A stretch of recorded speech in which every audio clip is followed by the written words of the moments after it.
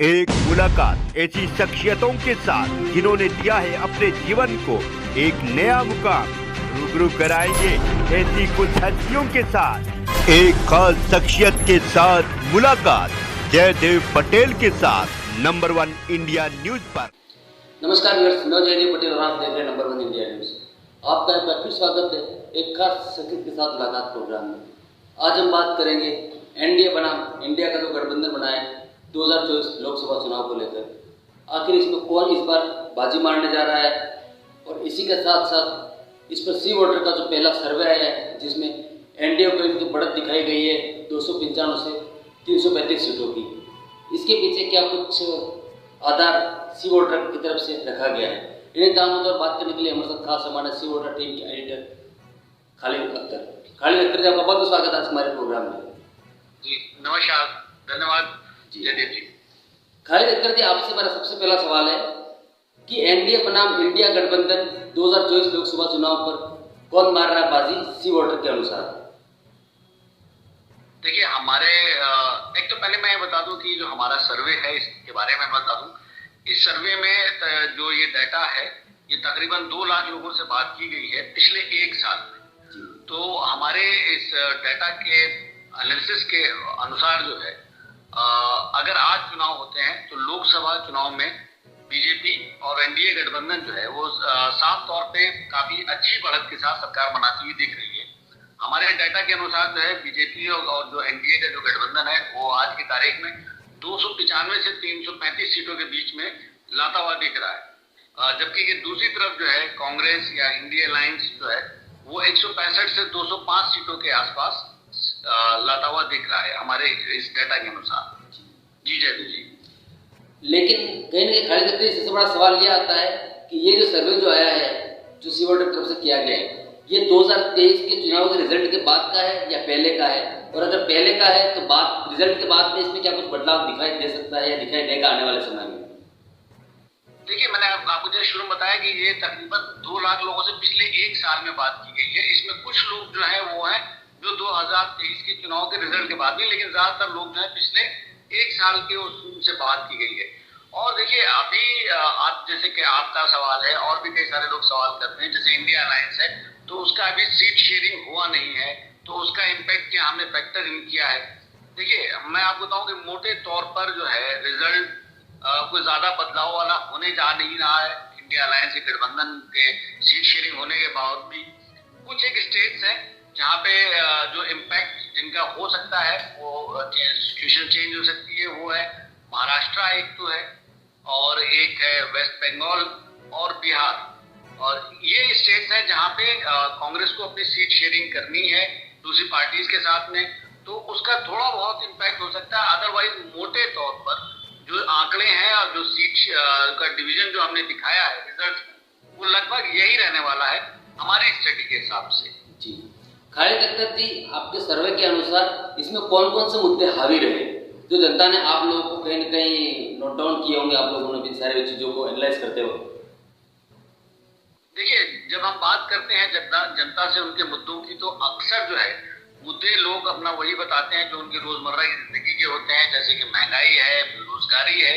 लेकिन दूसरी चीज ये होती है कि इन मुद्दों के बावजूद वो किस लीडरशिप में जो है अपना कॉन्फिडेंस दिखाते हैं कि हाँ ठीक है ये हमारे मुद्दे हैं, लेकिन जो भी लोग पिक्चर में है अगले चुनावों में लीडर कंट्री की बागडोर हाथ में लेने के लिए, उनमें से कौन इन मुद्दों को सबसे ज्यादा रिजॉल्व करने की कैपेबिलिटी रखता है। तो उसमें हम ये देखते हैं कि पीएम नरेंद्र मोदी जो है वो बाकी किसी भी लीडर से काफी आगे नजर आते हैं। हमने अपने सर्वे में ये भी देखा है कि जब विधानसभा चुनावों के और इनके मुकाबले में जब हम विधानसभा चुनावों की बात करते हैं तो अगर मान लीजिए कोई भी पार्टी किसी भी जो रेस्पोंडेंट्स है किसी भी स्टेट में अगर बीजेपी की स्टेट लीडरशिप के लिए 35% की बात करते हैं, 40% बात करते हैं, तो वहीं पर जब हम पूछते हैं कि लोकसभा चुनाव में और पीएम मोदी के बारे में तो सीधे 10 से 15% का एज पीएम मोदी को और सेंट्रल लीडरशिप को बीजेपी की वो दिखता है। तो मुद्दे रहते हैं वही क्या कहते हैं महंगाई है, आपका बेरोजगारी है, तो लेकिन इनके बावजूद भी लोग कॉन्फिडेंस अपना दिखाते हैं पीएम मोदी में ही आज के वक्त में कि यही इन मुद्दों को हमारे लिए सॉल्व करने की सबसे ज्यादा कैपेबिलिटी रखते हैं।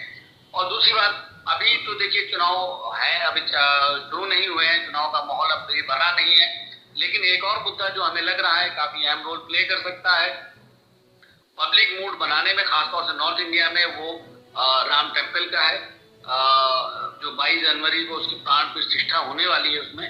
उसके बाद जो है बीजेपी को सर्टेन जो है एक इमोशनल एज इसमें मिलेगा वोटर्स के, नॉर्थ इंडिया के वोटर्स को लेकर के।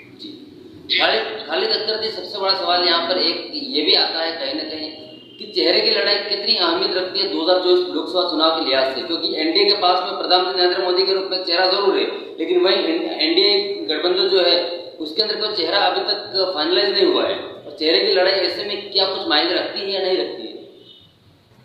देखिए चेहरे की लड़ाई, देखिए बीजेपी के लिए सबसे बड़ा एसेट है उनका चेहरा, पीएम मोदी, नरेंद्र मोदी।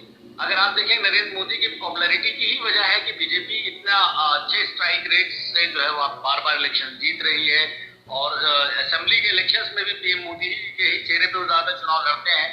और अगर आप याद करें कि अगर 2014 में पीएम नरेंद्र मोदी का चेहरा नेशनल पॉलिटिकल प्लेटफॉर्म पे अगर नहीं आया होता तो शायद बीजेपी को उस तरह की पॉलिटिकल जो है विक्ट्रीज नहीं मिलती जिसने कि 2014 में मिली, दोबारा 2019 में। इसलिए इलेक्शंस में एक मजबूत चेहरा किसी भी पार्टी के लिए या किसी भी अलायंस के लिए बहुत इंपॉर्टेंट होता है, लेकिन प्रॉब्लम यह है कि इंडिया गठबंधन की तरफ जो भी इंडिया अलायंस बना है उसमें कोई भी चेहरा आज के वक्त में पीएम मोदी के जो पॉपुलैरिटी की जो है वो मैचअप करने में करता हुआ नहीं दिखता है। जब हम देखते हैं कि कंपैरिजन में हम रखते हैं कि भाई आपके लिए पीएम की पसंद कौन है, तो सबसे पहला उनका होता है पीएम नरेंद्र मोदी के बारे में चॉइस होती है।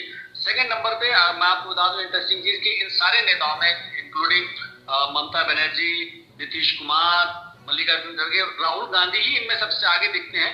लेकिन राहुल गांधी इनमें तो आगे दिखते हैं, लेकिन पीएम नरेंद्र मोदी से वो काफी पीछे दिखते हैं। भारत जोड़ो यात्रा के बाद से हमारे ट्रैकर में राहुल गांधी की रेटिंग्स ऊपर गई हैं, जितनी उनकी वो रेटिंग्स जो है अप्रूवल रेटिंग जिसमें हमारा एक पैरामीटर होता है उनकी पॉपुलैरिटी जानने का या एक्सेप्टेबिलिटी पब्लिक मूड में, तो वो 2019 के लोकसभा इलेक्शन आने बाद उनकी वो काफी गिर गई थी। लेकिन 2000 ये भारत जोड़ो यात्रा जब उन्होंने की लास्ट ईयर तो उसके बाद से उनकी रेटिंग काफी इंप्रूव हुई है, लेकिन अभी भी वो रेटिंग आधे से भी कम है पीएम मोदी के मुकाबले में। तो चेहरा बहुत इंपॉर्टेंट है, उससे हमें समझ में आ जाता है कि लोगों का मूड किसको पसंद कर रहे हैं या किस लीडरशिप को पसंद कर रहे हैं। खालिद अख्तर जी, आपसे हमारा एक आखिरी सवाल है कि एनडीए हमेशा से कहीं ना कहीं हिंदुत्व के एजेंडे पे काम करती हुई आ रही है। हम राम मंदिर के मुद्दे को बात करें, तमाम अलग अलग मुद्दों की बात करें, तो उसके उलट कहीं ना कहीं जो विपक्ष के जो लोग हैं वो कहीं ना कहीं हिंदुत्व को टारगेट करने की या फिर काउंटर करने की कोशिश करते हैं। तो क्या इसका खामियाजा भी भुगतना पड़ सकता है आई गठबंधन अलायंस को? देखिए जो आज के वक्त में जो मूड है मुल्क का, नेशन का, वो हिंदुइज्म को लेकर के और हिंदुत्व को लेकर काफी इमोशनल है, खासतौर से नॉर्थ इंडिया का। तो हिंदुत्व के जो हार्डलाइन हिंदुत्व के किसी भी अगर इशू को अगर इंडिया अलायंस उठाना चाहता है तो उनको देखना पड़ेगा कि वो कौन से मुद्दों को किस तरह से उठा रहे हैं। लेकिन अगर जिस तरह से डीएमके के लीडर के जो बयान आ रहे हैं वो आपके नॉर्थ इंडिया को लेकर के, सनातन धर्म को लेकर के, हिंदुत्व को लेकर, वो जाहिर तौर पर जो है वो कहीं ना कहीं पे जो है वो नुकसान देंगे इंडिया अलायंस को। इंडिया अलायंस को बेसिकली जो है परफॉर्मेंस पे सरकार की घेरना चाहिए। अगर उनको घेरना है तो अलग अलग पैरामीटर्स हैं, चाहे एम्प्लॉयमेंट का है, फार्मर्स इश्यूज हैं, इन पे लेकर के हिंदुत्व की जो पिच है वो बीजेपी की है। अगर हिंदुत्व की पिच पे जाकर वो खेलेंगे तो डेफिनेटली बीजेपी उनको बहुत मजबूती से शिकस्त देने की कैपेबिलिटी रखती है। हिंदुत्व के एजेंडे पे अगर वो बीजेपी को घेरेगी तो जाहिर सी बात इंडिया अलायंस के ज्यादातर घटक दलों को नुकसान। खालिद अख्तर जी, आपने हमारे लिए समय निकाला, उसके लिए आपका बहुत बहुत धन्यवाद। धन्यवाद।